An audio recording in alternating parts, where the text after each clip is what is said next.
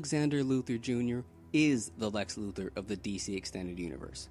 His character has left many misunderstood or outright puzzled by his motives, beliefs, and approach to everything he does, and has received much criticism for it. Let's try to break down his plan in Batman v Superman: Dawn of Justice. This isn't meant to change people's opinions, but more of a means to inform and explain and outline Luthor's reasoning with his moral and logical approach to tackling Superman. First, let's go over the motive and why it is his motive. His motive is to expose power can be innocent as a lie. That's it. Everything essentially comes from this multi-layered motive. Lex means to enact this motive through several big picture plans. As for why this is his motive, it can be explained through dialogue that was stated in the film being, "No man in the sky intervened when I was a boy to deliver me from daddy's fists and abominations. I figured it out way back. If God is all powerful, he cannot be all good. And if he is all good, then he cannot be all powerful. And neither can you be. They need to see the fraud that you are with their eyes." Because of childhood trauma, the same basis for Batman's origins, Lex arrives at a worldview which is imposed upon Superman that most, if not all, people look upon him as a god, in which Lex feels the world must see truth in that he isn't, but in a way that tears him down. Lex wants to change the public perception of Superman to align with his own views and deter any other would-be gods among men. It's clear that Lex appreciates Superman's public image. He states, "The problem of absolute virtue. The problem of you on top of everything. You above all. Because that's what God is." While Lex understands that this is the public perspective, he believes that to be a lie and a fraud. He wants to demonize Superman as evident when implying Superman is a monster during his silver bullet pitch. Superman is a devil when his import license is denied. Superman is a demon when calling Martha a witch. Along with this, he wishes to deter other metahumans through Superman and personify them as demons as well. This exchange occurs in his silver bullet pitch. Now, Rocky is radioactive, but what he needs from you is an import license. And why would we want to weaponize this material? As a deterrent. A silver bullet to use in reserve against the Kryptonians. So the day does not come, madame, when your children are waving daisies at a reviewing stand. Last I looked, the only one of those flying around up here was Superman. Yes, Superman. Yeah. But there are more of them. The metahuman thesis. Yes, the metahuman thesis. More likely than not, these exceptional beings live among us. The basis of our myths, gods among men, upon our little blue planet here. Now you don't have to use a silver bullet, but if you forge one, well then, we don't have to depend upon the kindness of monsters. In other words, this isn't merely speculation. Lex explicitly states it. He wants to deter the other metahumans with a Superman-specific weapon. Lex believes humanity has deluded itself into accepting Superman as a kind stranger, when he's actually the first public monster among others who could arise following his example. Overall, Lex limits his own lies. He obscures his meaning and intent with double meanings, wordplay, sarcasm, irony, etc. But most of the time, he's either telling the truth or his intentions can be covered in what he's saying. Which is to say, his lines support psychology but can't always be taken at face value. Number 2. Preparations. Knowledge is power.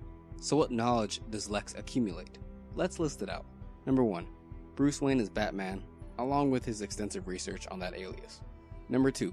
Clark Kent is Superman, along with extensive research on those abilities. Number 3. Other metahuman profiles, which he received from stolen surveillance footage and from running facial recognition software over the footage. Number 4. Attains a sliver of kryptonite from father and seeks more. He then begins public ties with government, aka the AMRIID, and then learns properties and effects of kryptonite on Kryptonian physiology through the corpse of Zod. Number 5. Discovers large sample of kryptonite in Indian Ocean, then gains ability to smuggle, and reason.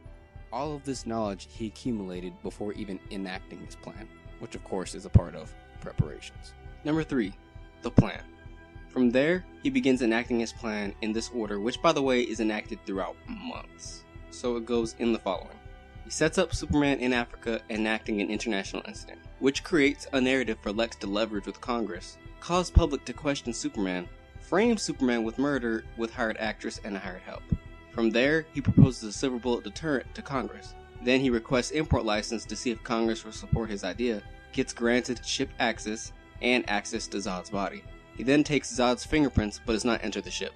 It's a contingency in case senators withhold access later on. Depending on Congress' response, determines if other acts need to be taken and determines how he attains the K sample, aka the kryptonite sample. With the result being he's denied the import license by Senator Finch. He now understands Senator Finch supports the oldest lie, decides to kill Senator Finch with the bomb plot, prepares to smuggle kryptonite, the white Portuguese plot, and prepares to provoke Batman further with files, notes, executions, bombing, etc. as Plan B. He then invites Bruce and Clark to fundraiser. This allows for pre-selected files to be stolen by Bruce. Clark's appearance allows for a first encounter and discovery of connection between the Bat and Bruce Wayne, and offers Bruce an opportunity to see the same files legitimately. He then executes the recent Bat-branded victim, mails newspaper clipping and pictures to Clark Kent to build foundation against Batman, and then mails return checks meant for Keith with taunts and a newspaper clipping to Bruce Wayne in preparation for bombing. Then, the bombing of the Senate hearing. Breaks Keith's spirit through months of stolen checks and gains him as a pawn for public hearing and unknown bomb carrier. This is the result of the successes from the bombing. Revenge against Senator Finch, removes Mercy as the only witness tying him to Keith, stops Superman from speaking and swaying public and the committee, stops subcommittee oversight over ship entrance, stops subcommittee from pulling or ending ship access, sullies Superman as powerless and collateral causing to the public through the media, shakes Superman to the core and provokes Batman to anger. He then enters the ship and asks how to defeat Superman. He then learns about Doomsday. He also asks any others like Superman, learns about Darkseid and an unknown alien life. Decides to develop Doomsday as a contingency. He sees Doomsday as the perfect devil. Doomsday becomes his endgame, then he puts the clock on the endgame. He then unleashes Doomsday upon Batman's failure. There is then the communion scene in which he communicates with other alien life, aka Steppenwolf, and informs the god is dead. He is then arrested. Number 4. The breakdown summary. Due to an existential crisis, Lex seeks to demonize Superman and suppress metahumans. Lex knows nearly everything before the kryptonite in the Indian Ocean is discovered. Lex doesn't know what knowledge and power is in the ship, and he wants it exclusively. He accomplishes these by creating an international incident which creates a conversation about deterring Superman. That gives him access to a state form and access to the ship, but not entrance to the ship or exclusivity to its secrets. The state's forum moderator isn't on board, so the plan switches to using the Batman to send a message. Lex provides Batman with the tools and information to fight Superman. Lex's bombing removes his oversight to enter the ship, stops Superman from changing public sentiment, and provokes Batman. If Lex learns nothing inside the ship and Batman fails, Lex would just start another plan another time. Instead, Lex learns of Doomsday, a better and more pure example of a devil than demonizing Superman will ever be. Lex also learns everyone is on borrowed time, so Doomsday becomes his endgame. With Doomsday as the goal, Lex has to distract Superman with Batman. Otherwise, Superman stops him upon crash site activity. Lex uses Martha and Lois to force Superman to fight under duress, less concerned about secrecy or soloing Superman now. Once Doomsday arrives, Lex's mission is complete and he doesn't care what happens. As long as you accept the underlying motivation and existential crisis, something that tech billionaires are strangely prone to, you can follow the logic and reasons behind Lex's actions and see the careful planning and execution required. You can see how he had fallbacks, contingencies, and ways out. You can see how he course corrects and keeps to his ultimate motive, even as circumstances change. He isn't a random force of chaos, except to the extent that he accepts Doomsday as the final say on power on Earth, and that's only an internal interpretation. Add what he learns about Darkseid and beyond, and his reasons likely come into focus even more.